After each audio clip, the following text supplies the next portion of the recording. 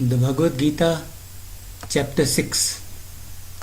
In the 6th chapter, Lord Krishna stresses on the constant vigilance of both the body and the mind. He tells about the upliftment of the Atma, about how to meditate, about the qualities and the attributes of the person of meditation, about balance, about the wandering and the fickle mind and how to control it. Even the person who has strayed from the path of yoga can be redeemed. He can also be liberated. And no harm ever comes to one who treads the path of good. He tells about all these. Chapter. Lord Krishna tells Arjun, one who keeps on doing his prescribed and his ordained duty without the desire for any reward, he is the yogi and he is the sannyasi. He is not a sannyasi who stops doing sacrifice and who does not do any work. Parth, consider only disciplined work, only disciplined activity to be renunciation. And also understand this, that nobody can become a yogi without renouncing all his selfish desires, all his selfish motives and all his passions, as well as the rewards of all his actions. For the person who seeks to attain yoga, selfless action is the way. When he has attained yoga, then to remain there and to go forward from there, peace and stability are the way. When a person is not entangled in the objects of the senses or in his actions, and when he renounces all his desires, then is he said to have attained yoga, then is he called a yogi. Man has to work for his own upliftment, for his own salvation. He has to uplift and redeem himself. Through his mind, he should lift himself upward, never letting his mind fall, because the mind is the enemy and the mind is the friend. One who has subdued and controlled his mind, his own mind becomes his best friend, his biggest ally. But for one who has not controlled his mind, his very own mind becomes his biggest enemy, his biggest foe. When a person has controlled his mind, and on controlling his mind, when he experiences complete peace and tranquility, then his Atma always remains in meditation, in heat and in cold, in honor and in dishonor, in happiness and in sorrow. In all these conditions, he is always at peace. The person whose Atma, whose spirit is satisfied by both learnt and experienced knowledge and wisdom, who is still, stable and firm, and who has subdued his senses, and for whom mud, stones, gems, diamonds, gold and silver are all the same, such an impartial person is considered to be full of yoga. He is considered to be joined with the Supreme. The person who does not distinguish between friend and foe, between well-wishers and haters, between the good-hearted and the evil, between relatives and the unknown, between the partial and the neutral, who sees all equally and as the same, that person is considered to be superior, to be the foremost among men. The yogi should sit alone in a secluded place and always alert. He should bring his mind under his control. Desiring nothing, he should concentrate and focus his mind only on the Paramatma. He should sit in a good, clean place, on a comfortable seat, neither too high nor too low, and he should focus his mind to bring his consciousness under his control. For the purification of the soul, the yogi should practice meditation. He should keep his body, his neck and his head erect and still. He should not move or fidget. He should look at the tip of his nose, not look anywhere else, and not allow the eyes to wander. With steady mind, without any fear, pure in heart and mind, with patience, he should turn his mind towards me, and focusing only on me, he should make me the object of his deepest devotion. In this way, the yogi who has brought his mind under his control always engaged in yoga, attains that peace and final release, liberation and redemption which is situated in me. Yoga is not for the glutton. It is not for one who eats too much, nor is yoga for him who starves himself. It is not for the one who does not eat at all. Yoga is not for him who sleeps too much, or for him who keeps awake too much. The person whose eating and recreation both are regulated, whose all desires and all efforts are regulated, whose sleep and waking are regulated, the life of such a one becomes completely disciplined, and it is this discipline that destroys all his sorrows. The person who is able to extinguish all the desires of his consciousness, and who, disciplining himself, sets himself firmly and stays only in his Atma, then is he said to be absorbed in yoga. Just as a lamp in a sheltered place, protected from the wind, does not flicker and burn steadily, so too does the yogi always remain calm, composed and steady, who has brought his consciousness under control and who has, through the practice of yoga, also brought his mind and his Atma under his discipline and control. When his consciousness, which has been controlled by meditation and is absorbed in yoga, becomes tranquil, then, through his intelligence, he sees his own Atma as the divine Atma, and finally he finds joy in that Atma. There he finds that supreme joy and bliss which is beyond the reach of his intelligence, his mind and his senses, and after reaching which and situated in which he is never far from the truth and is never again confused or baffled.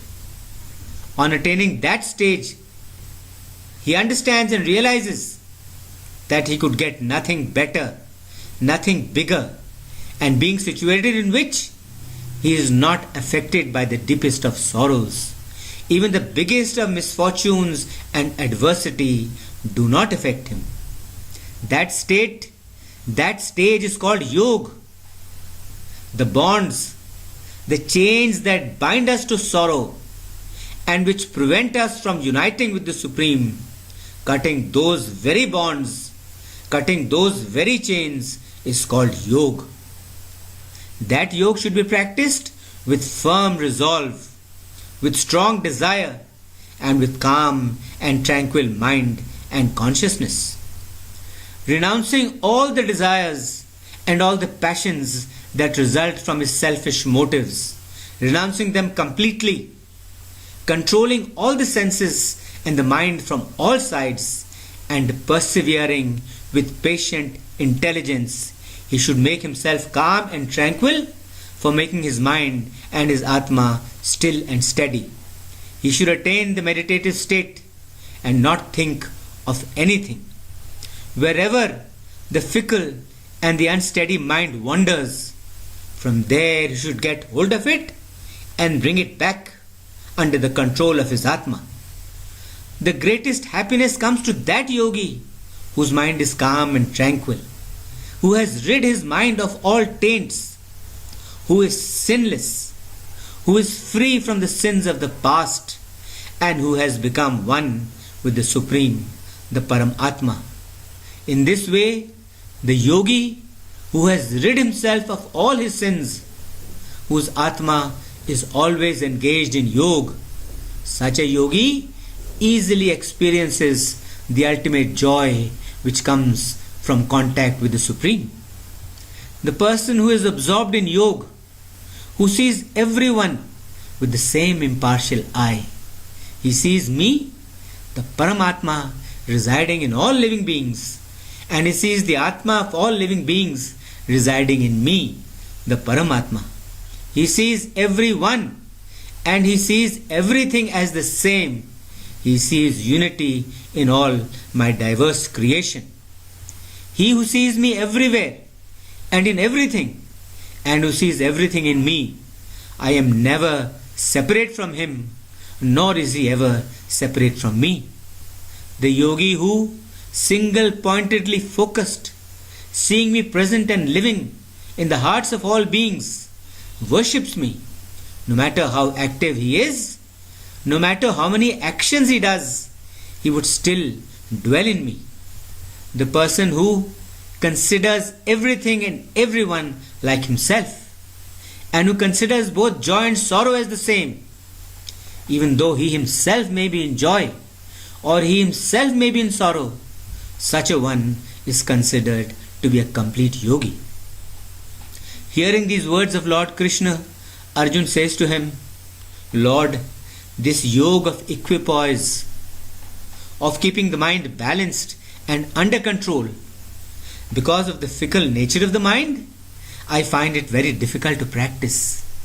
The mind is very fickle, sharp and obstinate, and controlling it would be like controlling the wind, very, very difficult.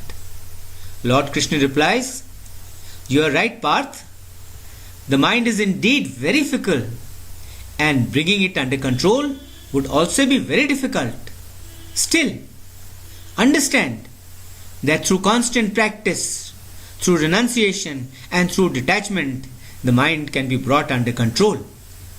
I also believe that yoga cannot be attained by one who has not controlled himself, but the controlled person, through perseverance and determination, using appropriate techniques, can bring his mind under his control.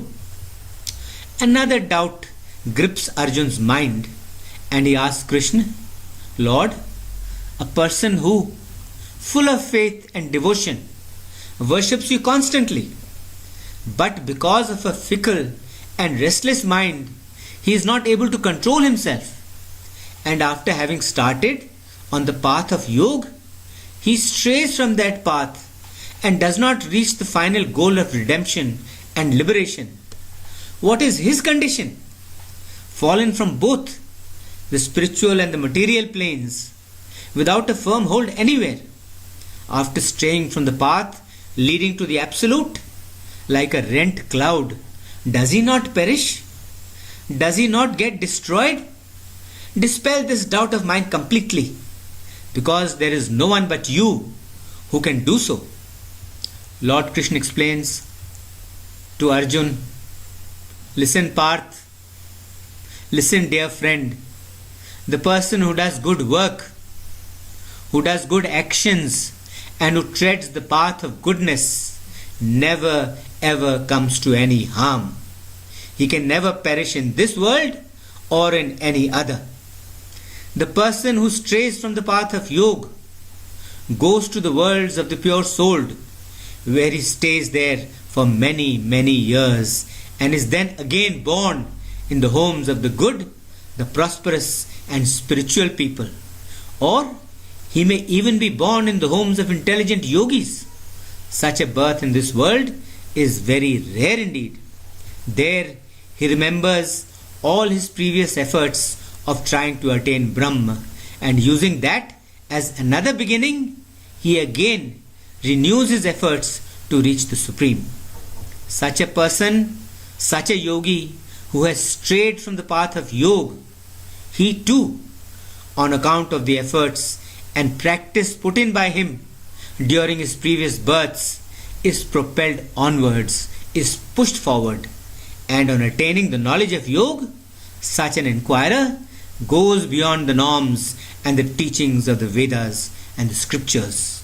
But that yogi who, cleansed of all sins and purified through rigorous labor and effort, who constantly keeps trying to reach the ultimate, to make himself complete, he, on account of the efforts of all his previous births and the resulting realization, keeps on progressing, and ultimately, eventually, he gains liberation and salvation.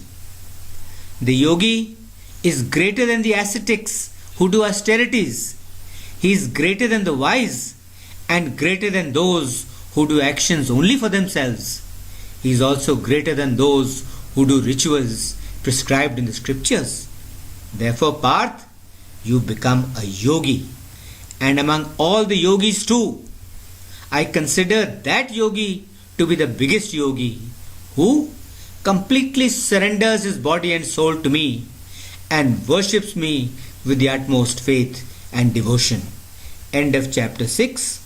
Om Shanti Shanti Shanti Om.